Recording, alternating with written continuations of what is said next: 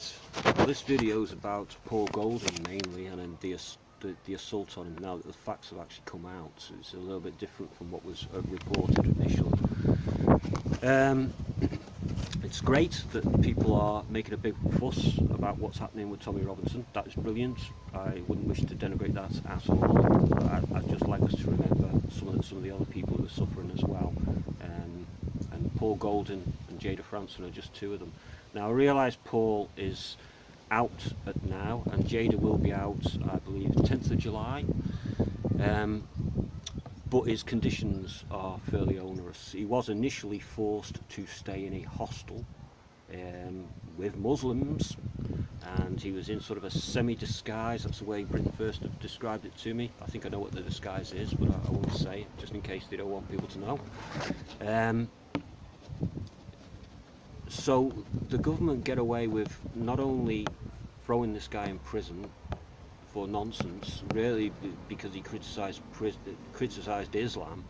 They don't just get away with imposing conditions on him, such as you can't talk to the press, you can't engage in any political activities, you can't use the internet, you can't talk to Jada Franson, you can't talk to anybody else in Britain First either. I'm not quite sure why those are two separate conditions, but there you go.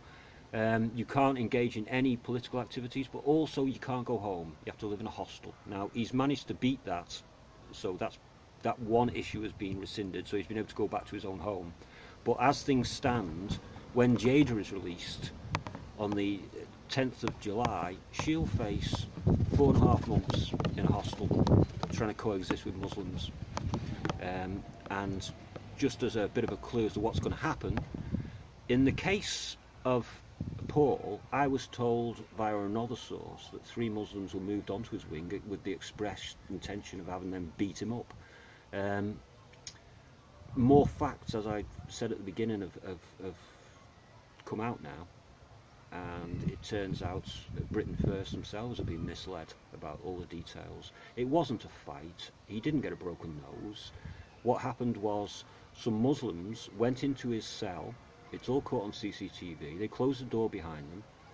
The leader of the pack, Nasir Muhsen, an Iraqi asylum seeker, punched Paul in the face with something. I'd like to know a little bit more details about that, because he seems to have landed a good wound with one punch.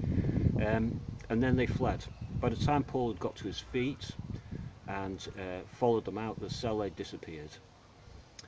So he can be seen on CCTV emerging from his cell with blood streaming from his face after those Muslims had gone into his cell. The CPS have decided not to prosecute. There's a petition, and I'm going to provide a link in the description to that petition to try and force the government to prosecute. This is ridiculous. This really is ridiculous. We see the same thing over and over again. People are assaulted, there's plenty of evidence, it can happen right in front of the police, and then they act like they haven't seen it. It's just ridiculous. A little bit of background on Nasir Muhsen. I've read a newspaper article describing him in one riot, hitting a shopkeeper over the head with a champagne bottle, being a part of a 16-man Muslim gang that attacked people in a restaurant.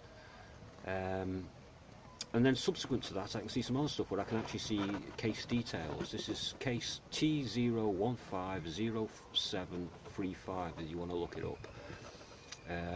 And this details the fact that he has attacked people outside the Cuckoo Club in Mayfair, and he's got an ABH charge for that, prosecuted successfully, 8 months. He's got a GBH charge for assaulting a prison officer, where he fractured the guy's face, which is a difficult thing to do,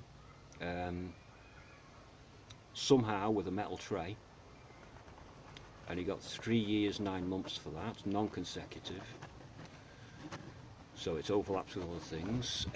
Failing to surrender, 4 months. He's actually going to be out on the 25th of the 7th 2020, so somehow all that time plus everything else still doesn't add up to what on paper it looks like it adds up to. This is a guy who came as an asylum seeker. He's got family here as well. They were sharing a flat which the government was paying £6,000 a month for. that was valued at £3 million, while they won't pay £600 a month to house somebody who was actually born here, somebody whose family have died in countless wars for this country. Needless to say, they trashed the apartment. You know, at least one broken window, doors ripped off, just generally trashed. Parties, people coming and going all day and night. Just a nuisance to the neighbours, and just a one-man walking riot from the sounds of it. And this bastard's going to be allowed to get away with assaulting people when the government just couldn't be more in charge of the situation in one of their prisons on camera, where doubtless it's going to turn out this guy was just moved to that wing just before he did it. We need to make us think about more than just what's happening to Tommy Robinson. There's a lot of people suffering here, and we need to show the government that we're starting to get pissed off now. Yeah.